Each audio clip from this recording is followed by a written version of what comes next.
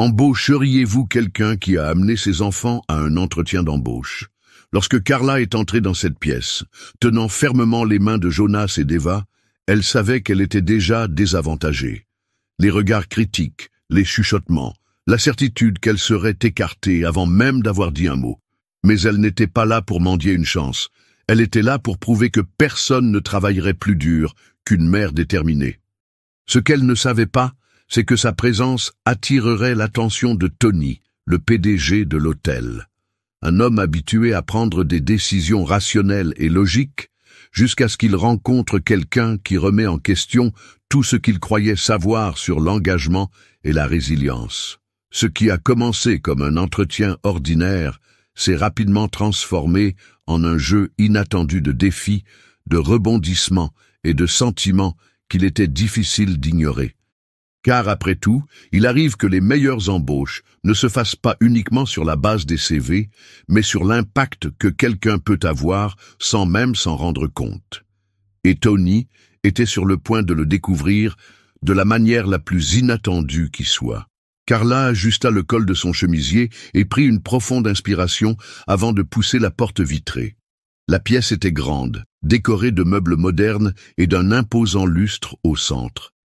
Jonas et Eva lui tenaient la main, regardant autour d'eux avec des yeux pétillants. Elle sentit les regards curieux des réceptionnistes, mais garda le menton haut. La réceptionniste la conduisit dans une salle de réunion où attendaient 2 personnes, une femme aux traits rigides et un homme à l'expression indéchiffrable. Carla reconnut la première comme étant Céline, la responsable du secteur. L'autre, dans un costume impeccable, est Tony. « Vous avez amené des enfants à l'entretien » demanda Céline, le sourcil arqué. Carla redressa les épaules. « C'était une exception. Je n'ai jamais laissé le travail interférer avec ma responsabilité de mère. » Céline échangea un regard avec Tony, qui continuait à la regarder sans expression. « Nos employés ont besoin d'un engagement total. En cas d'imprévu avec vos enfants, serez-vous en mesure d'assumer votre rôle? » « Oui. Je ne serais pas là si je ne pouvais pas. » Tony jette un coup d'œil au CV posé sur la table. « Il y a des lacunes dans votre parcours professionnel. Comment l'expliquez-vous? » « J'ai donné la priorité à la sécurité et au bien-être de mes enfants. Mais chaque fois que c'était possible, je travaillais et je ne laissais jamais tomber un employeur. » Céline entrelace ses doigts. « Vous comprenez pourquoi cela nous inquiète, n'est-ce pas? » Carla se retient de soupirer. Elle connaissait déjà la réponse, mais elle n'allait pas les laisser lui faire sentir qu'elle n'était pas à la hauteur. « Oui, je comprends. Mais je comprends aussi que l'engagement se prouve par des actes, pas par des suppositions. » Pendant ce temps, Jonas et Eva commençaient à s'agiter à l'extérieur. « Il faut que j'aille aux toilettes » chuchote Eva. « Viens, on va en trouver. » Jonas prit la main de sa sœur et partit à la recherche des toilettes. Ils se frayèrent un chemin dans le hall d'entrée, évitant les clients et le personnel, jusqu'à ce qu'ils tombent sur un homme de grande taille qui tripotait son téléphone portable. Il ne remarqua pas que quelque chose était tombé de sa poche. Jonas se pencha, le ramassa et le pesa dans sa main. « Ouah, c'est lourd, tu devrais le coudre dans ta poche. » L'homme lève la tête, surpris. « Qu'est-ce que c'est? »« Ton portefeuille. Tu le perdrais si je ne le prenais pas. » Il prit l'objet des mains du garçon et les observa tous les deux pendant un moment. « Merci, mon pote. Comment tu t'appelles? »« Jonas. Voici Eva. »« Vous êtes seul? »« Nous attendons notre mère. Elle est en réunion avec ses patrons. » Tony resta silencieux un instant, puis regarda vers la porte de la salle de réunion. À l'intérieur de la salle, Carla savait déjà ce qui allait se passer. « Nous restons en contact. » Céline sourit d'un air entendu. Carla acquiesce, retenant sa frustration. En sortant, elle croise Jonas et Eva. « Comment ça s'est passé ?» demanda Jonas. Elle se força à sourire. « Ça s'est bien passé. » Alors qu'elle les conduisait vers la sortie, Tony les observait de l'autre côté du hall, ne comprenant pas pourquoi il les regardait encore. Carla garda le sourire jusqu'à ce qu'elle quitte l'hôtel. Ce n'est qu'à ce moment-là qu'elle laissa ses épaules s'affaisser un peu. Elle savait ce que signifiait ce « nous resterons en contact ». Maman ?» Jonas lui prit la main. « Ils ne t'ont pas aimé ?» Elle se pencha pour le rencontrer. Parfois, les gens ont besoin de temps pour prendre une décision. Jonas fronça les sourcils, méfiant, mais n'insista pas.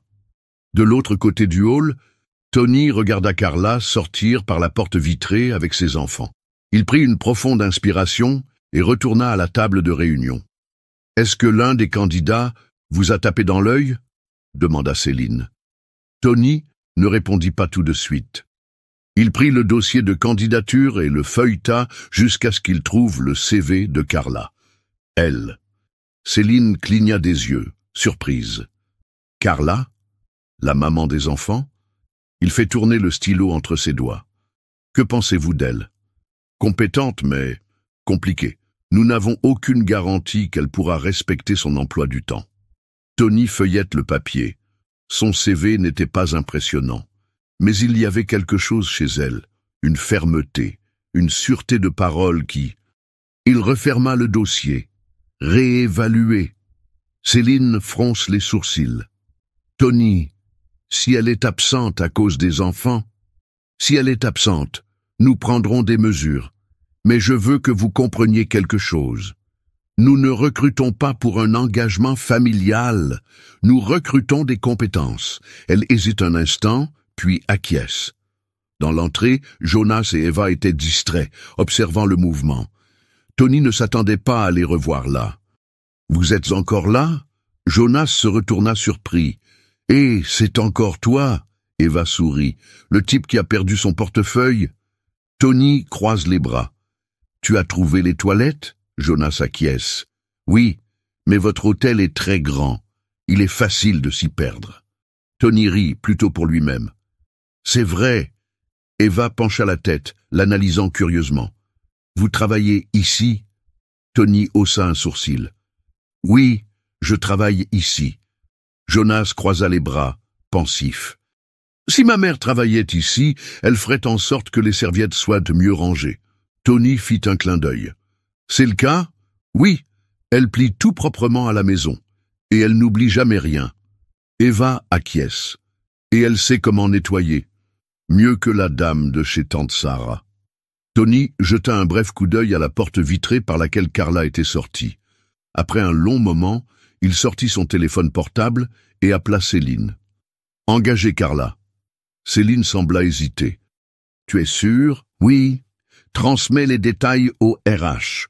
Je veux qu'elle commence lundi. » À l'extérieur de l'hôtel, Carla décroche son téléphone portable lorsqu'elle le sent vibrer. Lorsqu'elle l'a décroché et qu'elle a entendu la voix de la RH, son cœur s'est emballé. « Le poste est toujours disponible. Acceptez-vous le poste ?» Elle a cligné des yeux de surprise. « Oui !» Jonas et Eva la regardent avec impatience. « J'ai réussi. » Ils crient de joie et sautent autour d'elle. Tony, dans le hall, assiste à la scène et pour la première fois ne remet pas en cause sa décision. Le premier jour de travail de Carla commença avant même que le soleil ne se soit levé. Elle ajusta son uniforme fraîchement repassé, épingla ses cheveux et se regarda dans le miroir. Elle ne peut pas échouer. À l'hôtel, Céline l'attend avec un presse-papiers à la main et un regard évaluateur. « Voici vos tâches pour la journée. Vous devez nettoyer 10 chambres avant midi. » Carla prit la liste, sentant le poids du défi. « J'ai bien compris. » Céline croise les bras. « Nous sommes exigeants en matière de nettoyage. Si vous ne suivez pas, vous ne tiendrez pas longtemps. »« Je sais travailler, » répond Carla sans hésiter. Céline arqua un sourcil, comme si elle n'était pas habituée aux réponses fermes. Les autres employés jetèrent des regards rapides en récupérant leur chariot de nettoyage. Carla sait ce qu'ils pensent. Elle n'a obtenu ce poste que parce que le patron lui a dit de le faire. Elle pousse le chariot dans la première chambre, en essayant d'ignorer les voix basses qui l'entourent. Le service était méticuleux. Changement des draps, organisation des serviettes, vérification du minibar, passage de l'aspirateur sur la moquette et alignement précis de chaque objet. Arrivée à la 5e chambre, elle sent la fatigue lui peser sur les bras. Mais elle ne s'arrête pas. Elle ne pouvait pas se permettre de prendre du retard. Dans le couloir, Tony passait en trombe lorsqu'il entendit une voix furieuse à l'intérieur d'une des salles de direction. « C'est inacceptable !»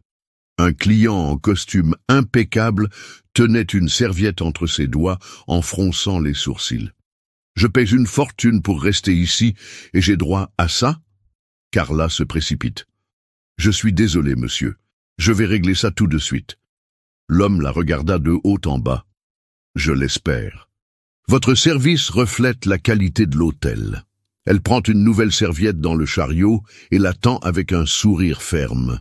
« C'est une nouvelle serviette, et j'ai aussi apporté un parfum spécial pour le tissu.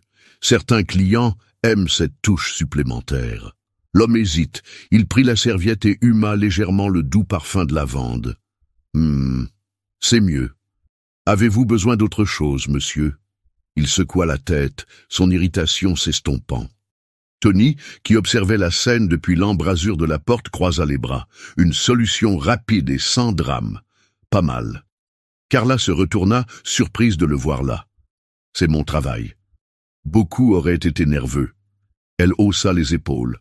« J'ai eu affaire à des plaintes bien pires. » Tony réprima un sourire. Elle n'était pas comme les autres employés qu'il avait rencontrés. Il y avait quelque chose de différent chez elle. À la fin de son service, Céline vérifia ses notes et laissa échapper un « surpris. « Tu as réussi à finir à temps. »« Bien sûr, » répond Carla en essuyant la sueur de son front. Céline la regarde un instant et, sans rien dire, passe à l'employée suivante. Alors que Carla rangeait le matériel, elle sentit un regard sur elle. Tony, debout de l'autre côté du couloir, l'observait avec une lueur de curiosité dans les yeux. Elle détourna le regard, mais son cœur battait la chamade. Quelque chose était en train de changer. Travailler à l'hôtel était devenu une routine pour Carla. Elle se levait tôt, emmenait Jonas et Eva au magasin de fleurs de Sarah et se mettait au travail.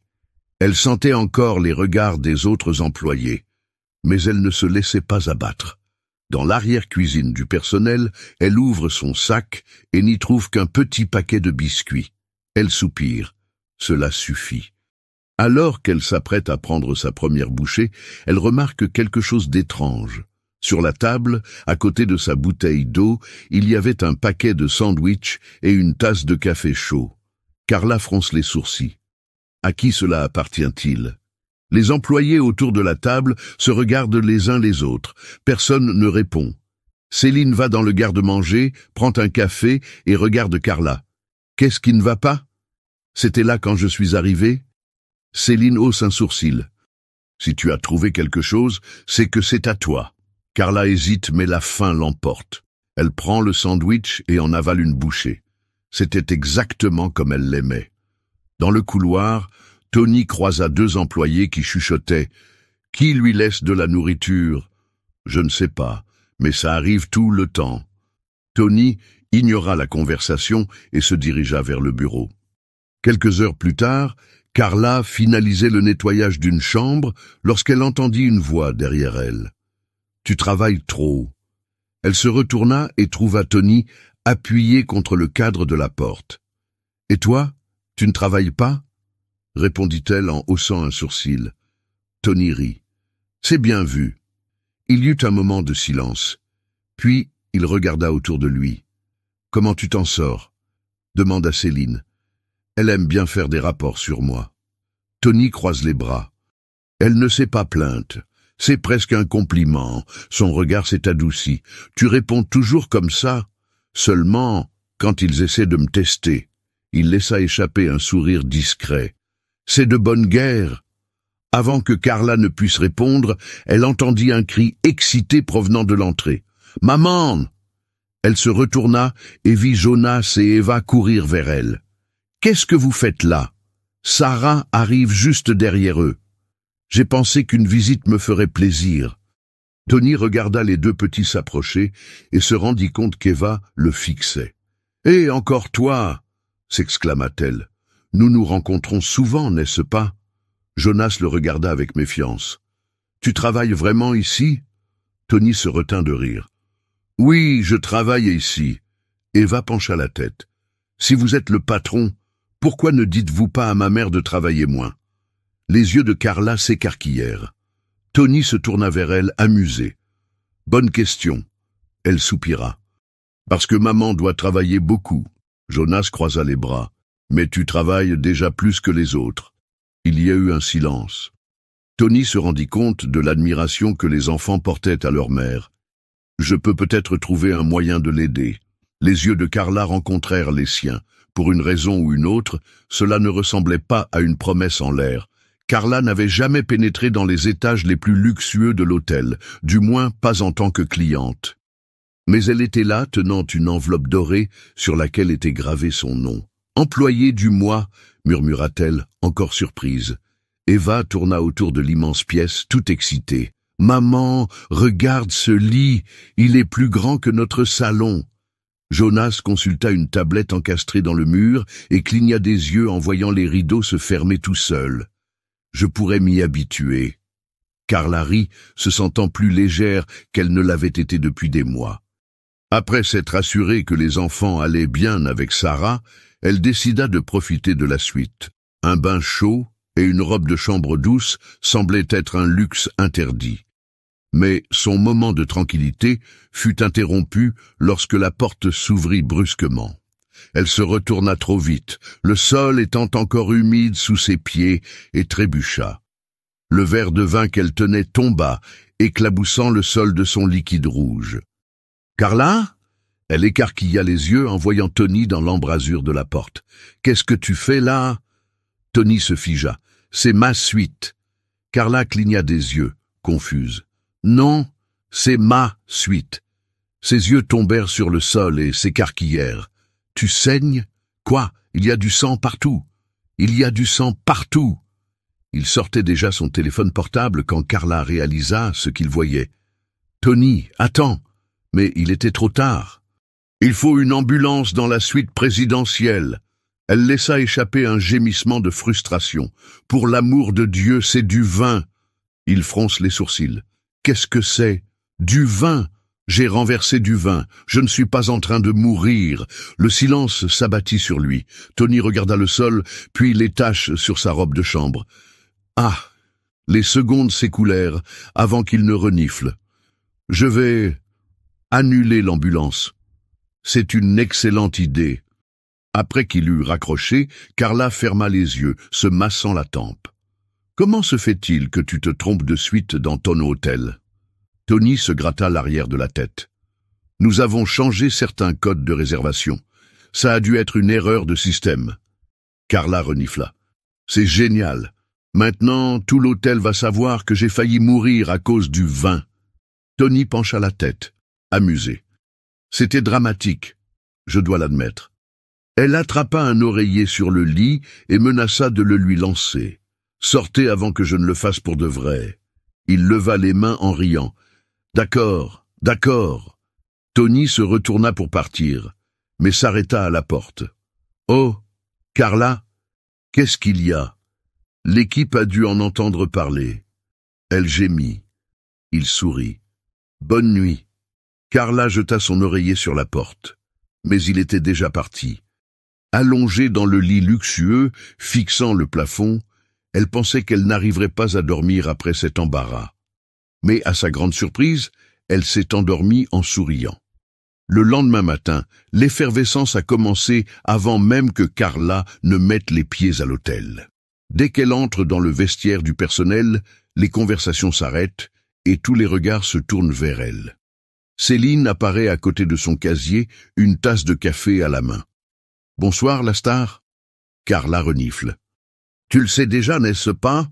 Céline but une gorgée de son café. « C'est difficile de ne pas savoir.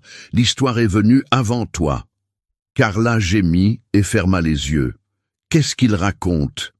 Que le patron t'a trouvé en sang sur le sol de la suite présidentielle, qu'il a appelé une ambulance et qu'il t'a porté dans ses bras. Mon Dieu !» Céline rit. « Détends-toi. Je plaisante. Mais la partie sur l'ambulance est vraie. » Carla secoue la tête. « C'est un cauchemar. Je ne crois pas. » Céline pencha la tête. Il était inquiet. Ça veut dire quelque chose. Ça veut dire qu'il est impulsif. Céline arqua un sourcil, mais ne dit rien de plus. Carla ramassa son chariot de ménage et quitta le vestiaire, bien décidée à mettre cette affaire derrière elle.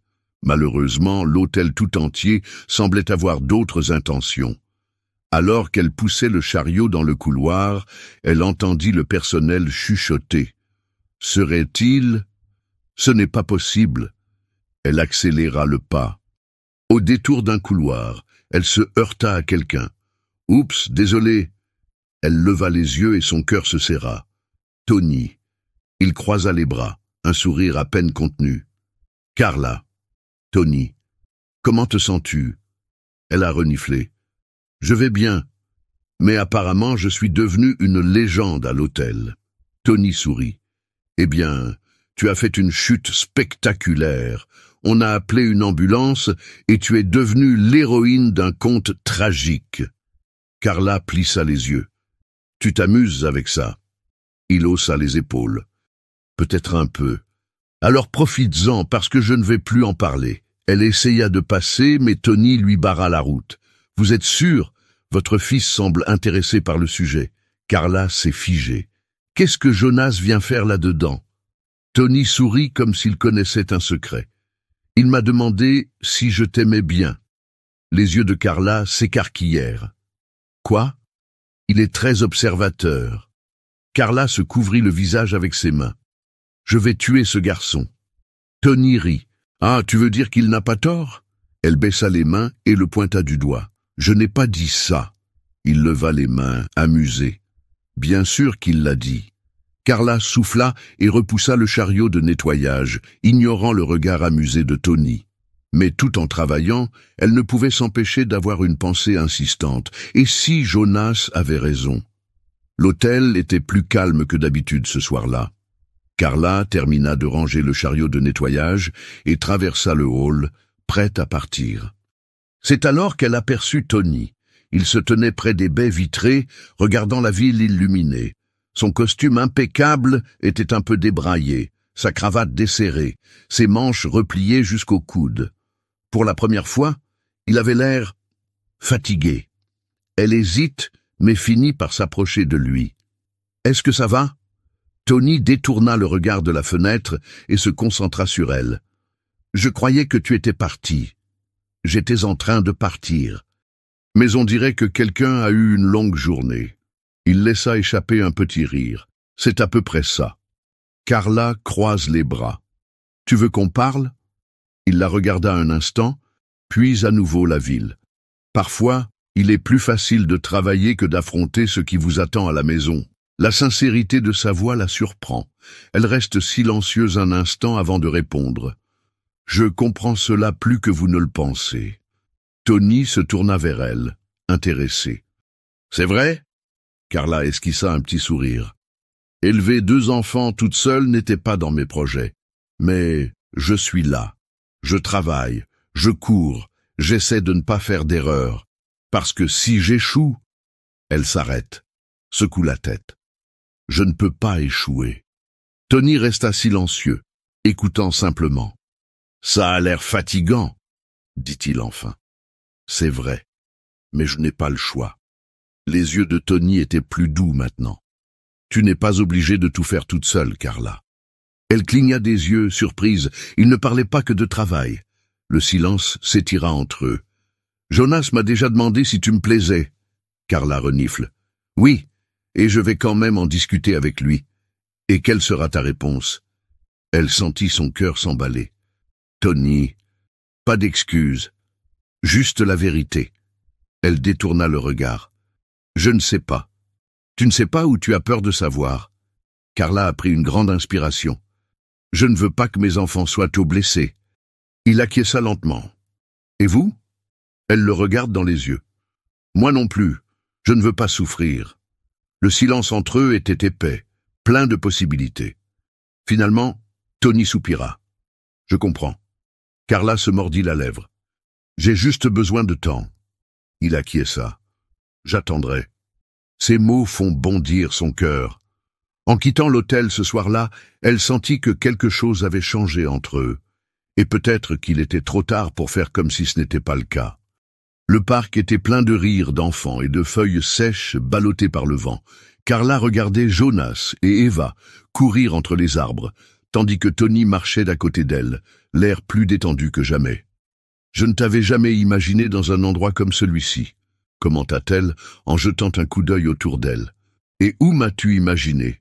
demanda Tony amusé. « Dans un bureau, à regarder des graphiques et à me battre avec des feuilles de calcul. » Il rit. « Cela arrive tout le temps, mais crois-moi, c'est un bien meilleur scénario. » Carla sourit mais ne répondit pas.